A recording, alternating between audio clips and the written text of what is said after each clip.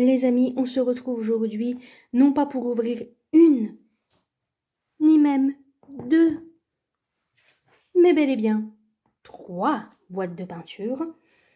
Avant, il faut que je vous dise un petit truc, c'est un peu la honte, donc je devrais pas vous le raconter, mais vous apprendrez de mes erreurs, et puis ça va, on est entre nous, je sais que vous saurez garder le secret.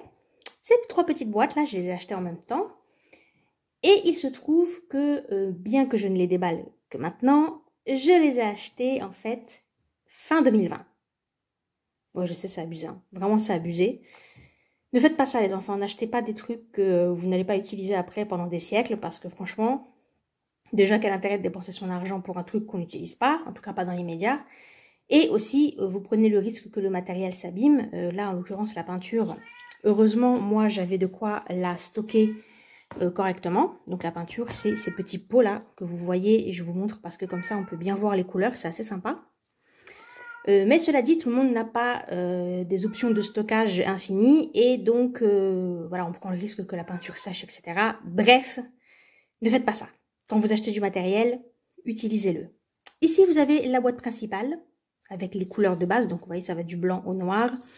On a du jaune, orange, rouge, rose, violet, les bleus, les verts, les bruns. Et j'ai complété avec la gamme des couleurs chaudes et la gamme des couleurs froides. Et comme vous pouvez le voir, c'est très prometteur et ça a l'air vraiment très joli.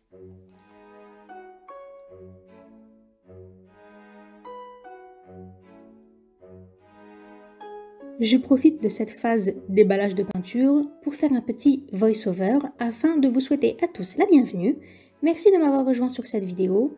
J'aime énormément les vidéos où on teste des nouveaux produits. Du coup, j'espère que vous aussi, j'espère que vous allez passer un bon moment et que vous allez apprendre des choses utiles, ou en tout cas que vous allez aimer ce que vous allez voir. Vous connaissez la chanson maintenant, la version complète de cette vidéo est une exclusivité pour mon Patreon, le lien est dans la boîte de description. La contribution est à 2 € et je rappelle que pour 2 €, vous débloquez l'ensemble du contenu et non pas seulement une vidéo. Donc vous aurez accès à tout ce qui a été publié depuis la création du Patreon.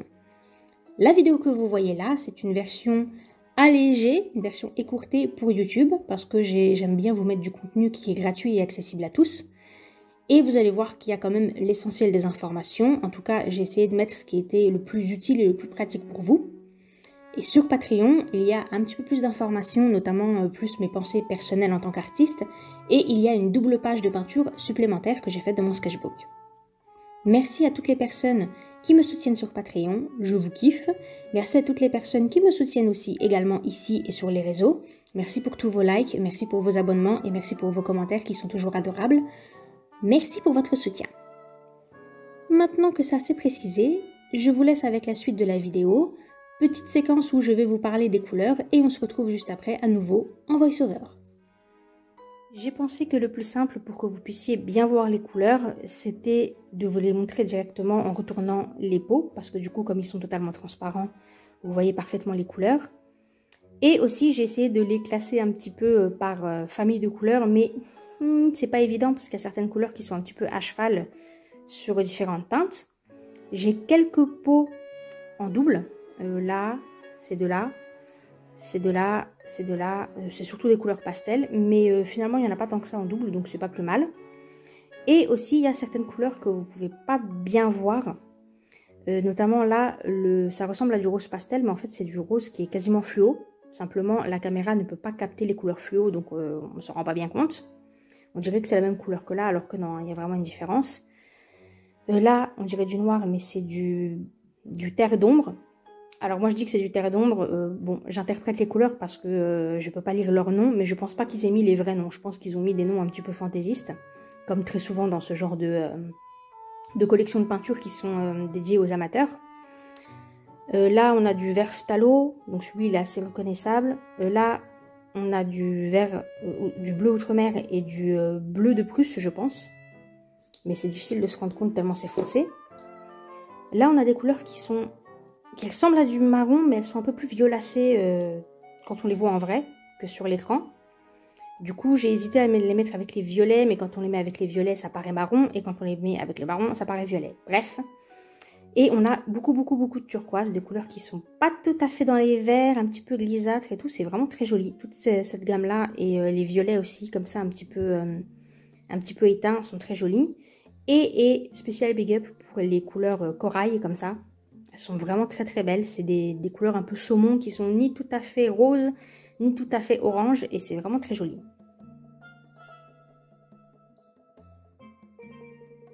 Ça y est. Maintenant que j'ai fini tout ce qui était un petit peu introduction, on va pouvoir rentrer dans le vif du sujet. Vous l'aurez deviné, aujourd'hui on va parler de Jelly Gouache. Est-ce que j'ai vraiment besoin de vous présenter ce produit? Je ne sais pas, il a été tellement hypé il y a à peu près 2 ans, 2 ans et demi.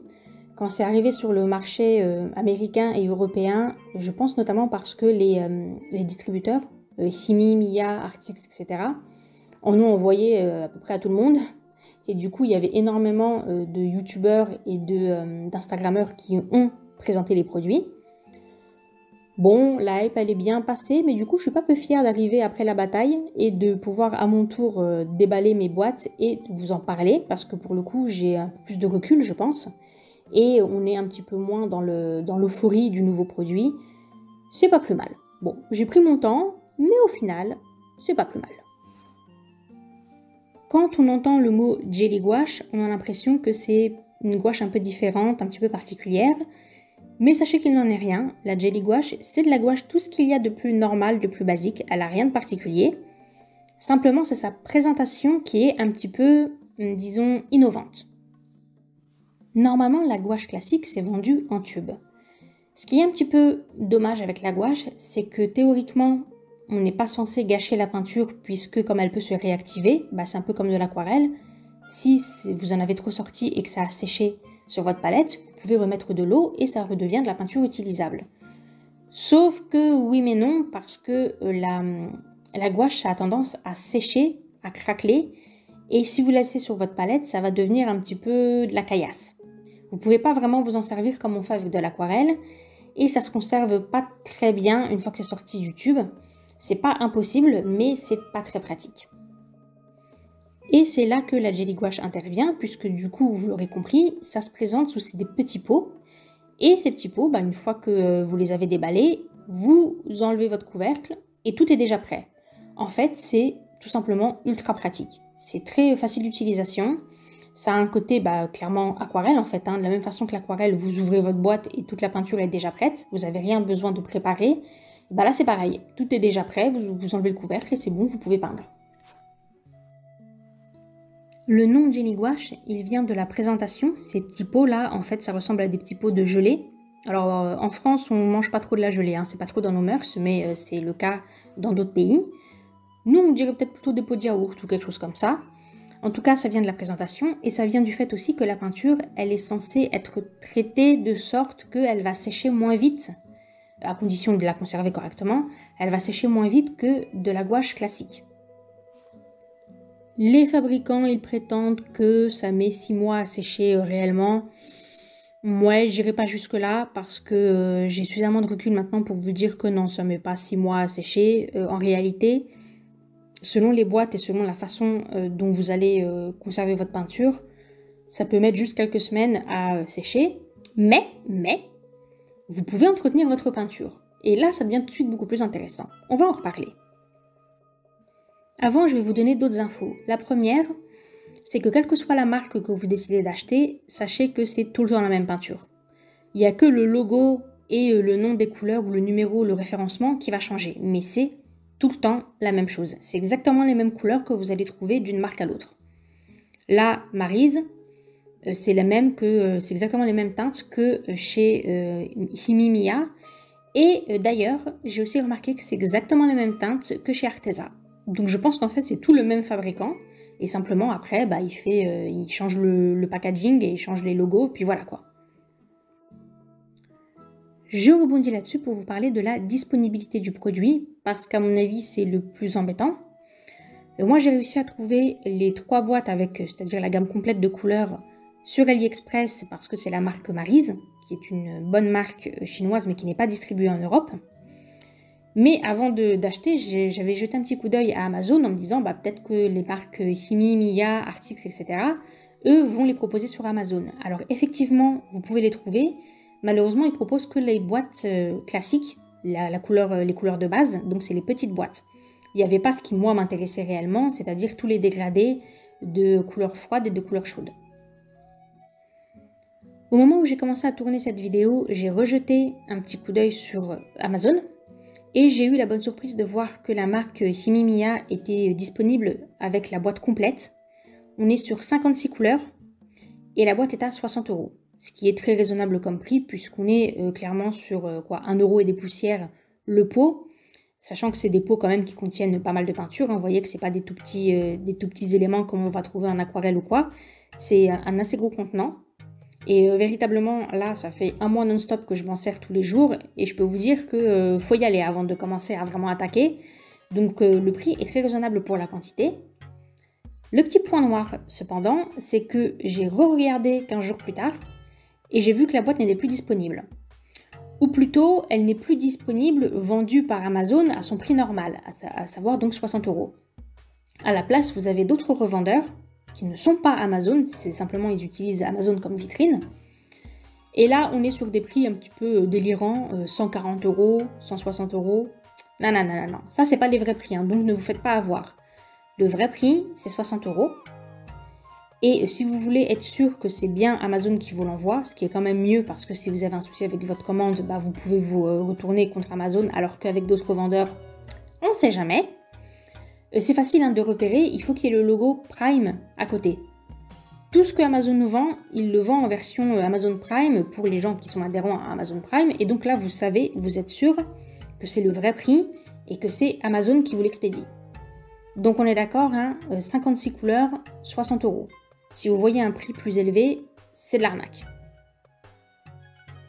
Tout ça pour vous dire que si vous êtes intéressé, soit il faut vous le procurer à l'étranger, soit il faut surveiller vraiment Amazon parce que, comme je vous le disais, la disponibilité de la boîte, elle est vraiment très aléatoire. Une semaine elle y est, une semaine elle y est plus. Je ne sais pas si c'est parce qu'ils ont du mal à obtenir des stocks ou si c'est parce que les gens se précipitent dessus dès qu'il y en a. Mais enfin, en tout cas, c'est vraiment très aléatoire. Après, on est d'accord que là, je parle pour la collection complète. Si vous voulez les petites boîtes qui, bien sûr, sont beaucoup moins chères puisqu'il y a moins de peinture dedans, là, par contre, c'est beaucoup plus facile à trouver. En général, toute l'année, c'est disponible, il n'y a aucun souci. Contrairement à ce que les fabricants racontent, vous ne pouvez pas laisser votre peinture vivre sa vie tranquille pendant 6 mois et au bout de 6 mois, soi-disant, elle commence à sécher. Non. Je vous le dis tout de suite, moi déjà, au bout d'un mois, en fait, même avant ça, la boîte rose, qui pourtant a l'air d'avoir un couvercle un petit peu plus sophistiqué, au bout de 15 jours déjà, je commençais à voir les bords de certains pots qui commençaient à craqueler parce que la peinture avait séché. C'est un petit peu mieux conservé pour les boîtes avec le couvercle marron souple, mais toujours est-il qu'au bout de 15 jours, 3 semaines, 1 mois grand max, vous devez faire l'effort d'entretenir votre peinture. Personnellement, moi j'aime énormément ça, je trouve ça hyper relaxant. Et d'ailleurs, j'avais vu des gens qui faisaient des vidéos où juste ils font ça en fait. Ils ouvrent leur boîte et ils sortent tous les pots et ils mettent un petit peu d'eau pour redonner un petit peu de fluidité et d'humidité à la peinture. Ils touillent et ils obtiennent une belle consistance crémeuse, ça donne envie presque de la manger. Et hop, ils rangent ça et ils font ça pour tous les pots. Et franchement, moi je l'ai fait et j'avoue que c'est extrêmement relaxant.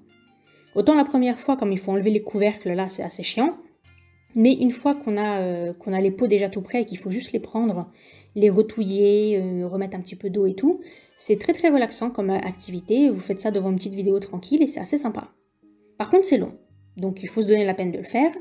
Mais bon, voilà, je pense qu'une fois par mois, pour conserver le côté pratique et le côté très fluide de la peinture, je pense pas que ce soit un effort insurmontable à faire. Et puisqu'on parle de ça, je pense que c'est le bon moment là de se faire un petit point qualité versus défaut. Même si, je vais vous dire franchement, je trouve pas réellement de défaut à cette peinture. Je trouve que l'idée, elle est ultra pratique. Clairement, pour les gens comme moi, c'est vraiment quelque chose qui la rend beaucoup plus agréable à travailler. Les couleurs sont superbes. Donc réellement, j'aime et le conditionnement et la peinture en elle-même. Je ne trouve pas de différence avec de la gouache classique, donc Vraiment, je lui trouve pas de défaut. Mais c'est vrai que c'est aussi parce que moi j'en ai cette utilisation. Si vraiment j'essaye de me mettre à la place de peut-être quelqu'un d'autre, je peux éventuellement trouver, allez, on va dire un défaut, qui est que les couleurs, clairement, ce sont des couleurs qui sont beaucoup plus orientées pour les gens qui sont dans l'illustration que pour les puristes de la gouache ou de la couleur. Là, je veux dire que, à l'instar de la Arteza, qui d'ailleurs s'est fait beaucoup lyncher à ce sujet, il y a énormément de couleurs qui contiennent du blanc, ou en tout cas qui sont le résultat de mélange de plein de couleurs différentes, ce qui fait que c'est très difficile de les mélanger pour obtenir d'autres couleurs. Mettons que vous voulez un vert vraiment particulier ou un violet vraiment particulier, bah vous pouvez pas vraiment le faire avec cette peinture parce que comme elles sont déjà chargées en blanc et souvent avec c'est déjà des couleurs qui sont des mélanges, et ben quand vous remélangez encore avec d'autres couleurs qui sont elles-mêmes avec du blanc et elles-mêmes avec plusieurs mélanges, ça vous fait une espèce de bouillie un peu dégueu. Les couleurs elles sont ternes, elles sont sales. Bref, c'est pas top pour les gens qui aiment avoir des couleurs monopigmentaires et qui vont leur permettre de faire vraiment leur propre couleur précisément. Ça, c'est pas recommandé. C'est vraiment pas recommandé. Après, pour moi, c'est pas un problème puisque précisément, ce que j'aime dans le fait d'avoir autant de dégradés et autant de couleurs disponibles, c'est justement le fait que je suis pas obligée de mélanger parce que j'aime vraiment pas ça du tout. Donc, à part certaines couleurs de peau ou peut-être, je dirais, ça manque d'un violet. Un violet vraiment neutre, vous savez, qui soit ni trop rouge, ni trop bleu, un peu entre les deux. Ça, il n'y a pas. Et peut-être aussi un turquoise vraiment intense.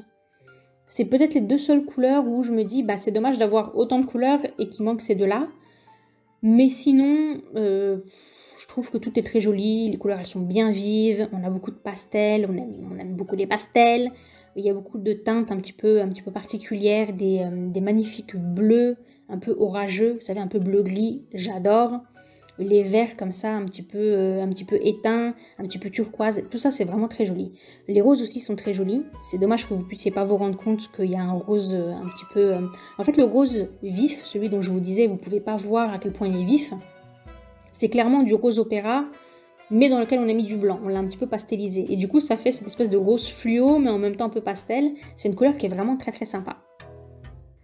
Bon, tout ça pour dire que ça dépend vraiment de votre approche de la couleur. Cela étant dit, si vraiment c'est important pour vous d'avoir des couleurs monopigmentaires, il ne faut pas vous diriger vers ce genre de produit parce que, et éventuellement ça peut être un autre défaut, il n'y a vraiment pas beaucoup d'informations. C'est assez difficile de trouver les infos sur les pigments, sur les liants, sur les couleurs qu'elles contiennent, etc. Notamment le Light Fast, clairement vous pouvez faire une croix dessus parce qu'il n'y a aucune information. Donc je sais pas trop, je sais pas si c'est parce que c'est la marque que moi j'ai utilisée qui ne donne aucune info, mais j'ai l'impression que pour toutes les boîtes c'est un petit peu ça. Je sais que Arteza faisait quand même l'effort de mettre le nom des pigments et le Light Fast, donc la résistance à la lumière. Mais ici en tout cas on n'a pas trop d'infos, du coup... je vous dirais, si vraiment vous voulez faire un travail abouti ou un travail professionnel ou un travail en tout cas où vous avez la totale maîtrise de vos couleurs, c'est pas vers ce genre de produit que vous devez vous orienter.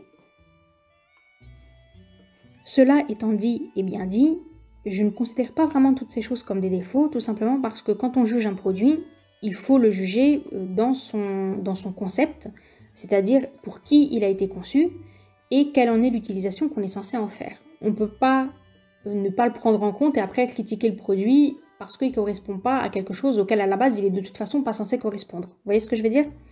Et ce produit, que ce soit clair et net, il est fait pour un usage quotidien, régulier, et il est fait pour un travail d'étude. Des gens qui vont travailler dans un sketchbook, des gens qui vont faire des petites illustrations, voilà, mais c'est clairement pas fait pour un usage, on va dire, occasionnel, et c'est pas fait pour un usage professionnel.